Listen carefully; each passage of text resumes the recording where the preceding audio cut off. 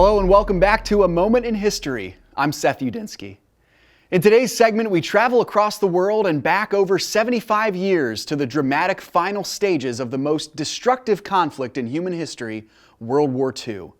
In February and March of 1945, over 70,000 U.S. Marines stormed the island of Iwo Jima and captured it from the Japanese Empire.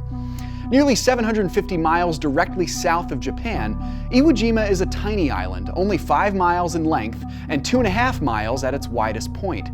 Despite its size, the island was vital for its strategic location for the Japanese Empire in the Pacific Theater.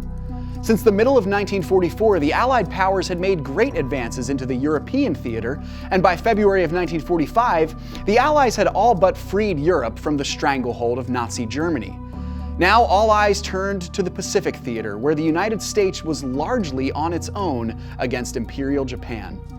On February 19th, the first wave of Marines descended off warships on the island of Iwo Jima in an attack very similar to the famous D-Day invasion of Europe in June 1944.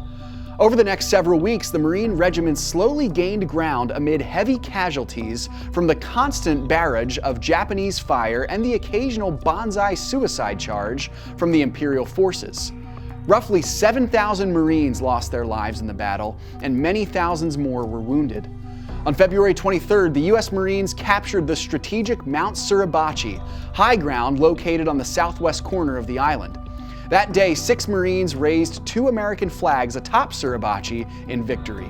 The second flag raising, captured on camera by Associated Press photographer Joe Rosenthal, became an enduring image of courage, liberty, and patriotism for the United States and the free world.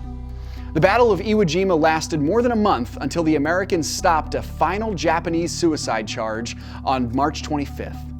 Iwo Jima was now in American hands. The Axis powers of Europe would surrender in May of 1945, and Japan followed suit in August, thus ending World War II. The Allies were victorious in large part to those courageous Marines who captured the little island of Iwo Jima. Thanks for joining me once again for A Moment in History.